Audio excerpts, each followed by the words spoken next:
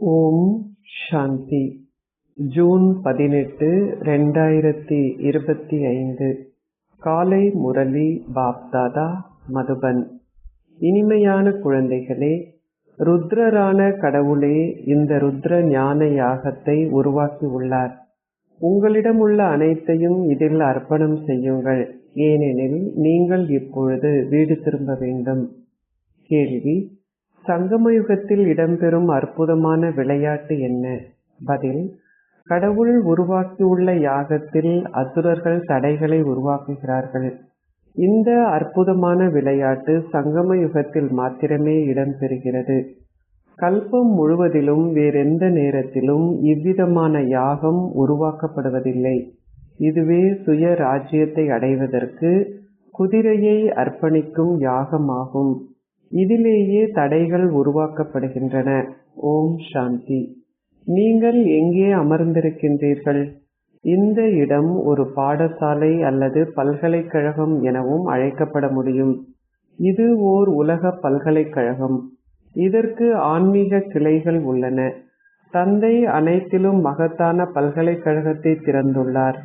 ருத்ர யாகம் என்னும் பெயர் சமய நூல்களில் குறிப்பிடப்பட்டுள்ளது. சிவ் பாபா இந்த நேரத்தில் இந்த கல்வி கூடத்தை, பாடசாலையை அல்லது பல்கலைக்கழகத்தை திறந்துள்ளார் என்பதை நீங்கள் அறிவீர்கள்.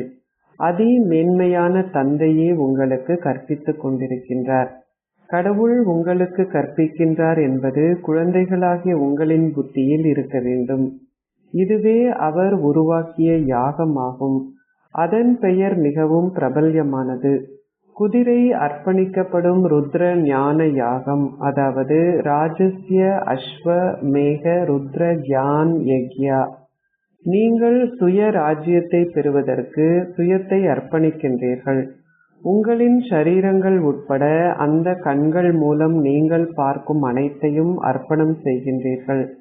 ஆத்மாவை அர்ப்பணிக்க முடியாது. ஷரீரங்கள் அனைத்தும் அர்ப்பணிக்கப்படும் பொழுது ஆத்மாக்கள் வீட்டிற்கு திரும்ப ஓடிவிடுவார்கள். இது சங்கம யுகம். ஆத்மாக்கள் அனைவரும் வீட்டுக்கு ஓடோடி செல்வார்கள். அவர்களின் ஷரீரங்கள் அழிக்கப்படும். இவை அனைத்தும் நாடகத்தில் உள்ளன. நாடகத்திற்கு ஏற்ப நீங்கள் அனைவரும் தொடர்ந்தும் முன்னேறுகின்றீர்கள். தந்தை கூறுகின்றார், உங்கள் சுய ராஜ்யத்திற்காக நான் இந்த யாகத்தை உருவாக்கினேன். இது நாடக திட்டத்திற்கு ஏற்ப உருவாக்கப்பட்டுள்ளது. அதனை நான் உருவாக்கினேன் என்று கூற முடியாது. நாடக திட்டத்திற்கு ஏற்ப குழந்தைகளாகிய உங்களுக்கு கற்பிப்பதற்காக மிக சரியாக ஒரு கல்பத்திற்கு முன்னர் உருவாக்கப்பட்டதைப் போலவே இந்த ஞான யாகம் உருவாக்கப்பட்டுள்ளது. அதனை நான் உருவாக்கினேன் என்று கூறுவது அர்த்தமற்றது. அது ஒவ்வொரு கல்பத்திலும் உருவாக்கப்படுகிறது. இந்த நாடகம் ஏற்கனவே நிச்சயிக்கப்பட்டது. நாடக திட்டத்திற்கு ஏற்ப இந்த யாகம் கல்பத்தில் ஒரு முறை மாத்திரமே உருவாக்கப்படுகிறது. இது புதிதல்ல. உண்மையிலேயே 5000 வருடங்களுக்கு முன்னர் சத்திய யுகம் இருந்தது என்பது இப்பொழுது உங்கள் புத்தியில் உள்ளது. இப்பொழுது சக்கரம் மீண்டும் மீண்டும் இடம்பெற வேண்டும். மீண்டும் ஒரு முறை புதிய உலகம் ஸ்தாபிக்கப்பட்டு வருகிறது. புதிய உலக ராஜ்யத்தை பெறுவதற்கு நீங்கள் இப்பொழுது கற்கின்றீர்கள். நிச்சயமாக நீங்கள் தூய்மையாக வேண்டும். நாடகத்திற்கு ஏற்ப முன்னைய கல்பத்தில் இவ்வாறு ஆகியவர்கள் மாத்திரம் மீண்டும் இவ்வாறு ஆகுவார்கள். நாடகம் ஒரு பற்றற்ற பார்வையாளராக பார்க்கப்பட வேண்டும். நீங்களும் உங்களுக்காக முயற்சி செய்ய வேண்டும். குழந்தைகளுக்கு பாதை காட்டப்பட வேண்டும். பிரதான விஷயம் தூய்மையே ஆகும். உங்களை தூய்மையாக்கி இந்த அழுக்கான உலகிலிருந்து அப்பால் அழைத்து செல்வதற்கு நீங்கள் தந்தையை வரும்படி அழைத்தீர்கள். இப்பொழுது உங்களை திரும்பவும் வீட்டிற்கு அழைத்து செல்வதற்கு தந்தை வந்துள்ளார். குழந்தைகளாகிய உங்களுக்கு பல ஞான கருத்துகள் கொடுக்கப்பட்டுள்ளன. அப்பொழுதும் பிரதான விஷயம் மன்மனாபவ் என தந்தை கூறுகின்றார். நீங்கள் தூய்மையாகுவதற்கு தந்தையை நினைவு செய்கின்றீர்கள். இதை மறக்க வேண்டாம். நீங்கள் அவரை எந்த அளவிற்கு நினைவு செய்தீர்கள் என்பதற்கு ஏற்ப நீங்கள் நன்மை அடைவீர்கள். நீங்கள் உங்களுக்காக ஓர் அட்டவணையை வைத்திருக்க வேண்டும். இல்லாது விட்டால் இறுதியில் சித்தியடைய மாட்டீர்கள். நீங்கள் செய்த முயற்சிக்கு ஏற்ப வரிசை கிரமமாக சத்தோப்பிரதானமாக இருந்தீர்கள் என்பதை குழந்தைகளாகிய நீங்கள் புரிந்து கொள்கிறீர்கள். மேன்மை ஆகியவர்கள் பெருமளவு முயற்சியை செய்ய வேண்டும். அவர்கள் நினைவில் நிலைத்திருக்க வேண்டும். மிக குறுகிய காலமே எஞ்சி உள்ளது என்பதை நீங்கள் புரிந்து கொள்கிறீர்கள். மீண்டும் உங்கள் சந்தோஷ நாட்கள் வர உள்ளன. உண்மையில் மீண்டும் எங்கள் மகத்தான சந்தோஷ நாட்கள் வர உள்ளன. தந்தை ஒருமுறை மாத்திரம் வருகின்றார். அவர் துன்ப தாமத்தை அழித்து எங்களை எங்களுடைய சந்தோஷ தாமத்திற்கு அனுப்புகின்றார். நீங்கள் இப்பொழுது இறை குடும்பத்தில் இருக்கின்றீர்கள் என்பதையும் நீங்கள் உங்கள் தேவ குடும்பத்திற்கு செல்வீர்கள் என்பதையும் குழந்தைகளாகிய நீங்கள் அறிவீர்கள். இந்த நேரமே புகழப்படுகிறது. இந்த சங்கம யுகமே மேன்மை ஆகுவதற்கான யுகமாகும். எல்லையற்ற தந்தை உங்களுக்கு கற்பிக்கின்றார் என்பதை குழந்தைகளாகிய நீங்கள் அறிவீர்கள். நீங்கள் மேலும் முன்னேறும் பொழுது சந்நியாசிகளும் நீங்கள் கூறுவதை ஏற்றுக்கொள்வார்கள். அந்த நேரமும் வரும். தற்பொழுது உங்களிடமிருந்து அந்த அளவிற்கு ஒரு தாக்கம் இருக்க முடியாது. இப்பொழுது ராஜ்யம் ஸ்தாபிக்கப்பட்டு கொண்டிருக்கிறது. இன்னமும் காலம் உள்ளது. இறுதியில் சந்நியாசிகளும் வந்து இந்த ஞானத்தை புரிந்து கொள்வார்கள். எவ்வாறு உலக சக்கரம் சுழல்கிறது என்னும் இந்த ஞானம் வேறு எவரிடத்திலும் இல்லை. தூய்மையின் காரணமாக எவ்வளவு தடைகள் ஏற்படுகின்றன என்பதை குழந்தைகளாகிய நீங்கள் அறிவீர்கள். அப்பாவிகள் அடிக்கப்படுகின்றனர். திரௌபதி பாதுகாப்பாக அழைத்தாள். பாதுகாப்பிற்காக அழைத்தாள். உண்மையில் நீங்கள் அனைவரும் திரௌபதிகளும் சீதைகளும் பார்வதிகளும் ஆவீர்கள். நினைவில் நிலைத்திருப்பதனால் அப்பாவிகளும் கூன்முகுது உடையவர்களும் தங்கள் ஆஸ்தியை தந்தையிடமிருந்து பெற முடியும். அவர்களால் நினைவில் நிலைத்திருக்க முடியும். தந்தை வந்து இந்த யாகத்தை உருவாக்கியதால் அதில் பல்வேறு தடைகள் உருவாக்கப்பட்டன. இப்பொழுதும் இன்னமும் தடைகள் உள்ளன. குமாரிகள் திருமணம் செய்வதற்கு நிர்பந்திக்கப்படுகிறார்கள். இல்லாது விட்டால் அவர்கள் அடிக்கப்பட்டு வீட்டிலிருந்து வெளியே துரத்தப்படுவார்கள். இதனாலேயே அவர்கள் அழைக்கின்றார்கள், ஓ தூய்மையாக்குபவரே வாருங்கள். ஆகவே நிச்சயமாக உங்களை தூய்மையாக்கக்கூடிய ஓர் ரதம் இவருக்கு தேவைப்படுகிறது. கங்கை நீரால் எவரும் தூய்மையாக முடியாது. தந்தையால் மாத்திரமே வந்து உங்களை தூய்மையாக்கி உங்களை தூய உலகின் அதிபதிகள் ஆக்க முடியும். இந்த தூய்மையற்ற உலகின் விநாசம் உங்கள் முன்னிலையில் உள்ளது என்பதை உங்களால் பார்க்க முடியும். ஆகவே நீங்கள் ஏன் தந்தைக்கு உரியவராகி உங்களை அர்ப்பணிக்க கூடாது? நீங்கள் கேட்கின்றீர்கள், எவ்வாறு என்னை நான் அர்ப்பணிப்பது? எவ்வாறு நான் அனைத்தையும் மாற்றம் செய்வது? பாபா கூறுகின்றார், குழந்தைகளே, உங்களால் இந்த ஷரீர பாபாவை பார்க்க முடிகிறது தானே? இவர் தானும் அனைத்தையும் செய்வதுடன் உங்களுக்கும் கற்பிக்கின்றார். நான் செய்வது அனைத்தும் மற்றோர் பார்க்கும் பொழுது அவர்களும் அதனையே செய்வார்கள். தந்தையே இவரை கொண்டு இந்த விஷயங்களை செய்ய வைத்தார். இவர் அனைத்தையும் யஜ்யத்தில் அர்ப்பணம் செய்தார். அனைத்தையும் அர்ப்பணிப்பதில் சிரமம் இல்லை. இவர் மிகவும் செல்வந்தரும் இல்லை, மிகவும் ஏழையும் இல்லை. இவர் சாதாரணமானவர். ஒரு யாகம் உருவாக்கப்படும் பொழுது உணவு, பானம் போன்ற அனைத்தும் தேவைப்படுகின்றன. இது கடவுளின் யாகம். கடவுள் வந்து இந்த ஞான யாகத்தை உருவாக்கி உள்ளார். அவர் உங்களுக்கு கற்பிக்கின்றார். இந்த யஜ்யத்தின் புகழ் மிகவும் மகத்தானது. நீங்கள் உங்களை அர்ப்பணித்தவராகவும் ஓர் நம்பிக்கை பொறுப்பாளராகவும் கருதும் பொழுது உங்கள் ஷரீரத்திற்கான வாழ்வாதாரம் கடவுளின் இந்த யாகத்தில் இருந்து, அதாவது யஜ்யம், இறைவனின் நிறுவனம், இதிலிருந்து வருகிறது. இவை அனைத்தும் கடவுளுக்கே உரியவை. நான் சிவ் பாபாவின் யஜ்யத்திலிருந்து உணவு உண்கின்றேன். இது புரிந்து கொள்வதற்கான விஷயம். அனைவரும் விந்து இங்கே அமர முடியும் என்பதல்ல. எவ்வாறு அவர் அனைத்தையும் அர்ப்பணித்தார் என்னும் உதாரணத்தை நீங்கள் பார்ப்பீர்கள். பாபா கூறுகின்றார், இவர் என்ன செய்தார் என்பதை பார்த்ததும் மற்ற பலரும் அதை செய்ய தூண்டப்பட்டதால் அவர்களும் தங்களை அர்ப்பணித்தார்கள். இதை செய்தவர்கள் தங்கள் ஆஸ்தியை பெற்றுக்கொண்டார்கள். ஆத்மாக்கள் வீடு திரும்புவார்கள் என்பதையும் அவர்களின் சரீரங்கள் அழிக்கப்படும் என்பதையும் உங்கள் புத்தியால் புரிந்து கொள்ள முடியும். இது ஓர் எல்லையற்ற யாகம். இதில் அனைவரும் அர்ப்பணிக்கப்படுவார்கள். எவ்வாறு நீங்கள் உங்கள் புத்தி மூலம் அனைத்தையும் அர்ப்பணிக்க முடியும் என்பதும் எவ்வாறு பற்றை அழித்தவர்கள் ஆகின்றீர்கள் என்பதும் குழந்தைகளாகிய உங்களுக்கு கூறப்பட்டுள்ளது.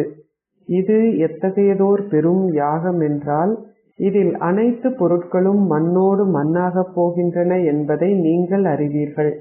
அங்கே யாகங்கள் இருக்காது, அங்கே அனர்த்தனங்களும் இருக்க முடியாது. பக்தி மார்க்கத்தின் யாகங்கள் அனைத்தும் முடிவடையும். கடவுள் மாத்திரமே ஞானக்கடல் ஆவார். அவரே மனித உலக விருட்சத்தின் விதையாவார். அவரே சத்தியம், உயிர் வாழ்பவரும் ஆவார். ஷரீரம் உயிரற்றது, ஆத்மா உயிர் வாழ்பவர். அவரே ஞானக்கடல் ஆவார். ஞானக்கடல் இங்கே அமர்ந்திருந்து குழந்தைகளாகிய உங்களுக்கு கற்பிக்கின்றார். மற்றோர் அதை பற்றி பாடுகிறார்கள். ஆனால் பாபா உங்களிடம் நேரடியாக இந்த ஞானம் அனைத்தையும் பேசுகின்றார். அதிக அளவு ஞானம் கிடையாது. எவ்வாறு உலக சக்கரம் சுழல்கிறது என்பதையே நீங்கள் அனைவரும் விளங்கப்படுத்த வேண்டும். இங்கே தந்தையே உங்களுக்கு கற்பிக்கின்றார். அவர் கூறுகின்றார், நான் ஒரு சாதாரண ஷரீரத்தில் பிரவேசிக்கின்றேன். பாக்ய ரதம் என்பதும் மிகவும் பிரபல்யமானது. கடவுள் பிரவேசித்தவர் நிச்சயமாக ஒரு மனிதராகவே இருக்க வேண்டும். கடவுளுக்கு சிவன் என்னும் ஒரு பெயர் மாத்திரமே உள்ளது. மற்ற அனைவரின் பெயர்களும் மாறுகின்றன. அவருடைய பெயர் மாற்றம் அடைவதில்லை. எவ்வாறாயினும் பக்தி மார்க்கத்தில் அவருக்கு பல பெயர்கள் கொடுக்கப்பட்டுள்ளன. இங்கே அவர் சிவ் பாபா என அழைக்கப்படுகின்றார். சிவன் என்றால் நன்மை அளிப்பவர் என்று அர்த்தம். கடவுளால் மட்டுமே வந்து சொர்க்கமாகிய புதிய உலகை உருவாக்க முடியும். ஆகவே அவரே நன்மை அளிப்பவர். அப்படித்தானே? பாரதத்தில் சொர்க்கம் இருந்தது என்பதை நீங்கள் அறிவீர்கள். அது இப்பொழுது நரகமாக உள்ளது. பின்னர் நிச்சயமாக சொர்க்கம் இருக்கும். இது அதி மங்களகரமான சங்கமயுகம் என அழைக்கப்படுகிறது. இப்பொழுது தந்தை படகோட்டியாகி உங்களை அக்கரையிலிருந்து இக்கரைக்கு அழைத்து செல்கின்றார். இது துன்பமான ஒரு பழைய உலகம்.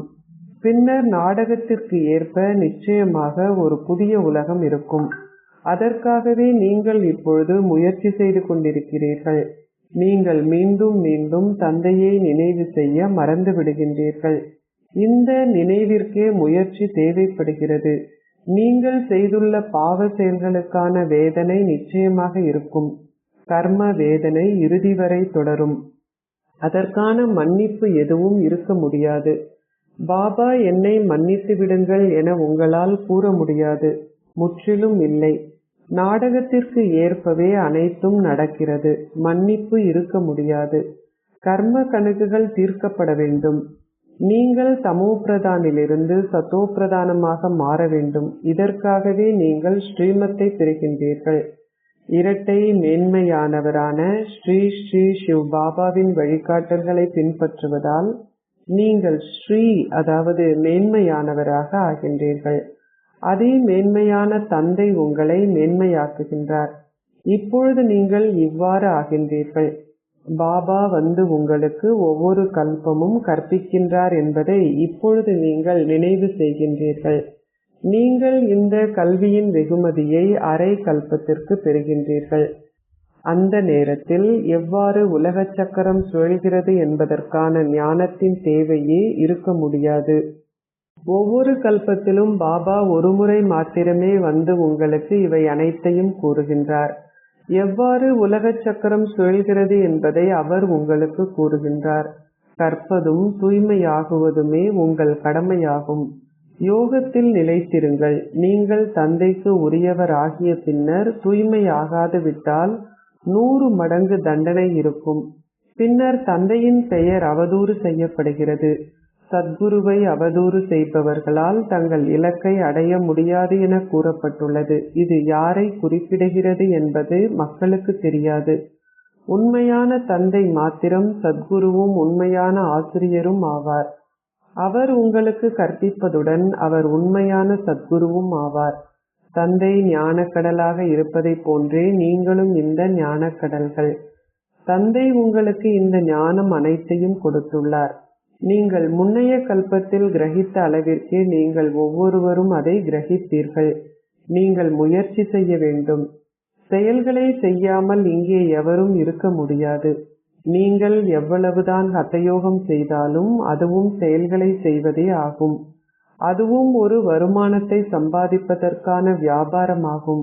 அவர்கள் பிரபல்யமாகி பெருமளவு பணத்தை பெறுகிறார்கள். ஏனெனில் அவர்கள் தண்ணீரில் அல்லது நெருப்பில் நடக்கிறார்கள். அவர்களால் செய்ய முடியாத ஒரே விஷயம் பறப்பதே ஆகும். அதற்கு பெட்ரோல் போன்றன தேவைப்படும். எவ்வாறாயினும் அதில் நன்மை எதுவும் இல்லை. அவர்கள் தூய்மை ஆகுவதில்லை. விஞ்ஞானிகளும் ஓட்டப்பந்தயத்தில் ஓடுகிறார்கள். அவர்களுடையது விஞ்ஞானத்தின் ஓட்டப்பந்தயம். ஆனால் உங்களுடையது மௌனத்தின் ஓட்டப்பந்தயமாகும். அனைவரும் அமைதியை வேண்டுகிறார்கள். தந்தை கூறுகின்றார், அமைதியே உங்களுடைய ஆதி தர்மம். உங்களை ஓர் ஆத்மாவாக கருதுங்கள். நீங்கள் அமைதி தாமமாகிய உங்கள் வீட்டிற்கு திரும்ப வேண்டும். இது துன்ப தாமம். அமைதி தாமத்திலிருந்து நாங்கள் அந்த சந்தோஷ தாமத்திற்கு செல்வோம்.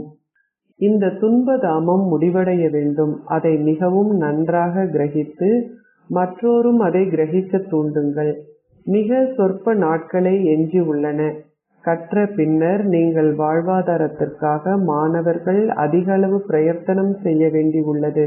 நீங்கள் எந்த கல்வியை கற்க வேண்டும் என பாக்கியசாலி குழந்தைகளாகிய உங்களால் உடனடியாகவே தீர்மானிக்க முடியும். அந்த கல்வியின் மூலமாக எதை பெறுவீர்கள் எனவும் இந்த கல்வியின் மூலம் எதை பெறுவீர்கள் எனவும் நீங்கள் அறிவீர்கள். இந்த கல்வியின் மூலமாக உங்கள் 21 பிறவிகளுக்கான ஒரு வெகுமதியை நீங்கள் உருவாக்குகின்றீர்கள். ஆகவே நீங்கள் எந்த கல்வியை கற்க வேண்டும் என சிந்தியுங்கள். எல்லையற்ற தந்தையிடமிருந்து தங்கள் ஆஸ்தியை பெற விரும்புபவர்கள் இந்த எல்லையற்ற கல்வியில் தங்களை ஈடுபடுத்திக் கொள்வார்கள். எவ்வாறாயினும் நாடக திட்டத்திற்கு ஏற்ப அது அவர்களின் பாக்கியத்தில் இல்லாது விட்டால் அவர்கள் மற்ற கல்விகளில் சிக்கிக் கொள்கிறார்கள். அவர்கள் இந்த கல்வியை கற்க மாட்டார்கள். தங்களுக்கு நேரம் இல்லை என்றே அவர்கள் கூறுகிறார்கள். பாபா கேட்கின்றார், எந்த ஞானம் சிறந்தது? அந்த கல்வியின் மூலமாக நீங்கள் எதை பெறுவீர்கள்? இந்த கல்வியின் மூலமாக நீங்கள் எதை பெறுவீர்கள்? நீங்கள் கூறுவீர்கள், பாபா, லௌகீக கல்வி எதன் மூலமாகவும் நாங்கள் எதை பெற முடியும்? ஒருவேளை நாங்கள் ஏதோ ஒன்றை சம்பாதிக்க இயலும். இங்கே கடவுளே எங்களுக்கு கற்பிக்கின்றார். நாங்கள் கற்று ஓர் ராஜ்ய அந்தஸ்தை பெற விரும்புகின்றோம். அதனால் எந்த கல்வியில் நீங்கள் அதிக கவனம் செலுத்த வேண்டும்?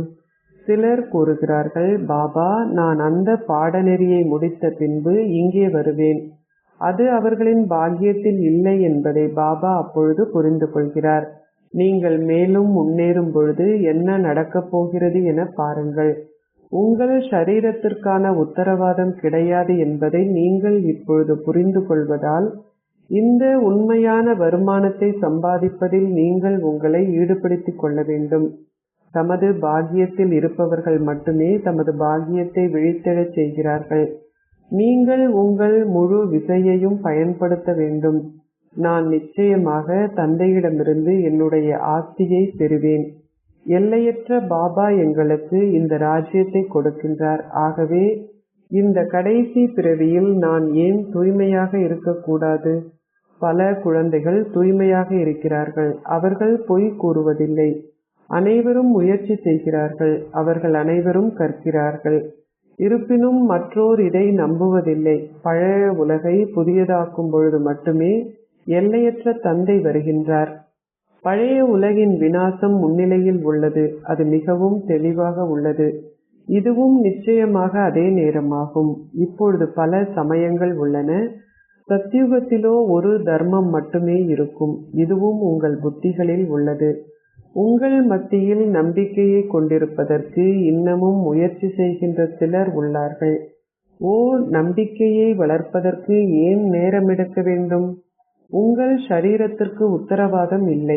அதனால் நீங்கள் வாய்ப்புகளை வீணாக்க கூடாது. எவ்வாறாயினும் அது அவர்களின் பாக்கியத்தில் இல்லாது விட்டால் அது முற்றிலுமாக அவர்களின் புத்தியில் பிரவேசிப்பதில்லை. அச்சா, இனிமையிலும் இனிமையான அன்பிற்குரிய, எப்பொழுதோ காணாமல் சென்று இப்பொழுது கண்டெடுக்கப்பட்டிருக்கும் குழந்தைகளுக்கு உங்கள் தந்தை தாயாக இருக்கும் பாப் தாதாவின் அன்பும் நினைவுகளும் காலை வந்தனங்களும். ஆன்மீக தந்தை ஆன்மீக குழந்தைகளுக்கு நமஸ்தே கூறுகின்றார். ஆன்மீக குழந்தைகள் ஆன்மீக தந்தைக்கு நமஸ்தே கூறுகின்றோம். தாரணைக்குரிய சாரம் 1. ஓர் உண்மையான வருமானத்தை சம்பாதித்து 21 பிறவிகளுக்கான உங்கள் பாக்கியத்தை உருவாக்குங்கள். உங்கள் ஷரீரத்திற்கு உத்தரவாதம் கிடையாது. ஆகவே எந்த வாய்ப்பையும் வீணாக்காதீர்கள். 2.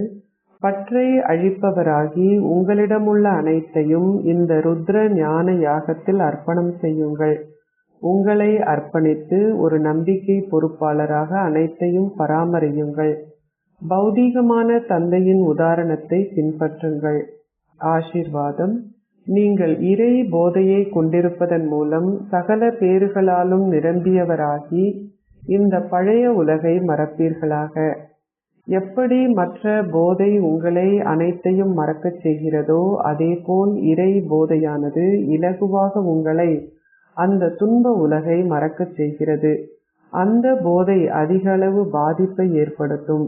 அதிக அளவில் மது அருந்துவதன் மூலம் உங்களையே நீங்கள் அழித்து கொள்ள முடியும். ஆனால் இந்த போதையோ உங்களை அழியாதவர் ஆக்குகிறது. இறை போதையால் சதா போதையுடன் இருப்பவர்கள் சகல பேறுகளாலும் நிரம்பியவர்கள் ஆகுவார்கள். வேறு எவருக்கும் அன்றி ஒரே ஒரு தந்தைக்கு சொந்தமாக இருக்கும் விழிப்புணர்வு உங்களின் போதையை அதிகரிக்கும். இந்த விழிப்புணர்வை கொண்டிருப்பதன் மூலம் உங்களின் சக்தி அதிகரிக்கிறது. ஸ்லோகம். ஒருவரை ஒருவர் பிரதி செய்வதற்கு பதிலாக தந்தையை பிரதி செய்யுங்கள். அவ்யக்த இஷாரா. ஆத்ம உணர்வு ஸ்திதியில் இருப்பதை பயிற்சி செய்யுங்கள். அகநோக்கில் இருங்கள். அகநோக்கில் இருப்பவர்களால் மட்டுமே இந்த ஞானத்தின் ஒவ்வொரு ரத்தினத்தின் ஆழத்திற்கும் செல்ல முடியும். அவர்கள் இந்த ஞானத்தின் ஒவ்வொரு கருத்தின் அர்த்தத்தை புரிந்து கொள்வதற்கும் எப்பொழுதும் அதை பயன்படுத்துவது, எப்படி அதை பயன்படுத்துவது, தாம் செய்யும் சேவையில் எப்படி அதை பயன்படுத்துவது என புரிந்து கொள்வதற்கு அதை கடைவார்கள். இதை கடைந்து அதன் அர்த்தத்தின் இனிமையின் ஆழத்திற்குள் செல்லுங்கள். உங்களால் போதையை அனுபவம் செய்ய முடியும். ஓம் சாந்தி.